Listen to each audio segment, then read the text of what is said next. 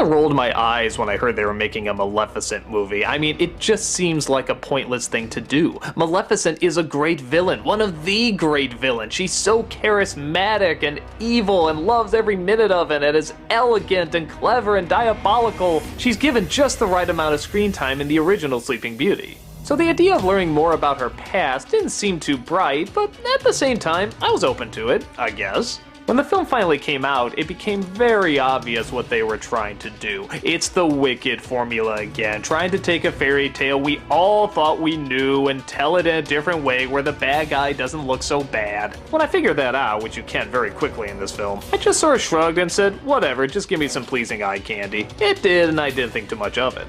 But then later, when I really thought about it, it started to me off. Like, really me off. I thought about what they were trying to do to one of the great villains, one of the great Disney icons, turning the mistress of all evil into a simple case of misunderstanding, turning three of the most likable comic reliefs into these idiotic morons, turning an iconic Disney fairy tale that has its flaws but was still pretty creative into every other poorly CG'd stale story that comes out about fairy tales nowadays. You know what? This movie really sucks. A lot. We start off with the backstory of Maleficent as a little girl, who apparently had wings originally. Okay, this is because she was a fairy. Alright, well, she looks kinda cool, so we'll go with it. She then meets a human boy and they grow up falling in love, but then he finds out when he's older that if he kills Maleficent, he'll be given unbelievable power. But he can't quite do that, because he's too nice, I guess? So he decides to cut off her wings instead. She decides from this day on that she hates all humanity and is just gonna be evil. Years later, the king marries and eventually has a daughter, and you know how this goes. Maleficent comes to the party, curses the daughter, and says when she turns 16, she'll prick her finger on a spinning wheel and die. Once again, the fairies are called in to take her away and raise her, but get a load of this. Maleficent always knows where the baby is, and because the fairies are too stupid to raise a child, Maleficent actually kinda raises her herself. 'Cause, you know, she's not so bad after all. Once the child grows up, she eventually bumps into Prince Charming, they fall in love, and all this time Maleficent is not only watching, but actually getting on pretty good with her. Because, yeah, this is what we want to see. One of the greatest villains of all time having girl talk. Talking about feelings, chilling, laughing, having all sorts of fun. What the am I watching? It finally gets to a point where Maleficent doesn't want the princess to die. So she knocks out the prince and tries to get them back together because if she does fall in love and pricks her finger, maybe he can wake her up.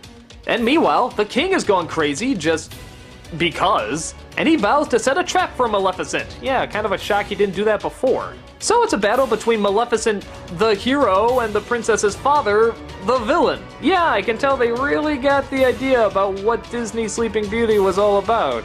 I won't give away what happens in the end, but remember what they did in Frozen with the true love thing, and how they did a little bit of a twist on it?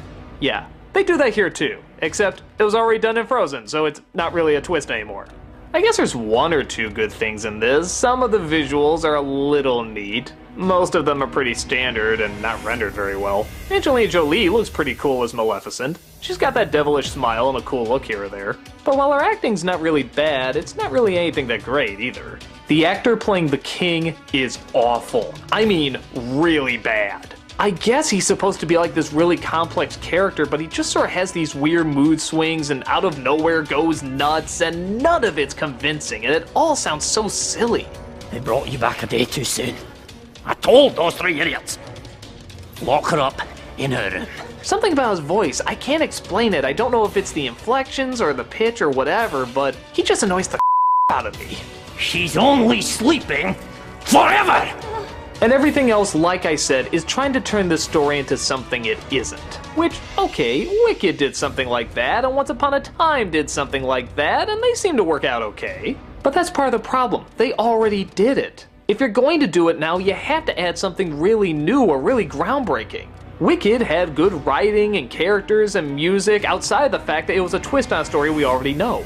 This is just so standard, and not only that, it takes characters that you already loved, and instead of making them charming in a new way, it just sucks out anything that made them unique. The fairies? Good. I mean, there's dumb, and then there's just insultingly dumb. It's almost like the writer of this movie just didn't like the person who created the fairies originally or something and just really wanted to stick it to them. I mean, they are just so terribly written. I know this is done so that Maleficent looks more like the star, but come on, this is downright degrading. And like I said, Maleficent herself is just not that interesting. I guess this could be kind of a neat spin, seeing how we all know the story, and yeah, it is kind of juicy with her getting her wings chopped off and hating all humanity and stuff and trying to go through a change. But nobody is written with any charm or charisma. I give the actors credit that they're trying to add charm and charisma, but there's just so little to work off of. Nothing about it cries that somebody had this great idea and really wanted to tell this story in a brand new way that was gonna just change the way you look at everything. It's obviously just trying to do what everybody else is doing, and in the process, it insults some of our greatest Disney characters. The fairies were awesome, don't try to make them stupid. Maleficent was great, don't try to make her good. The kings were charming, don't try to make them this. I don't know, if you want more reasons why I hate it, go watch the honest trailers of it.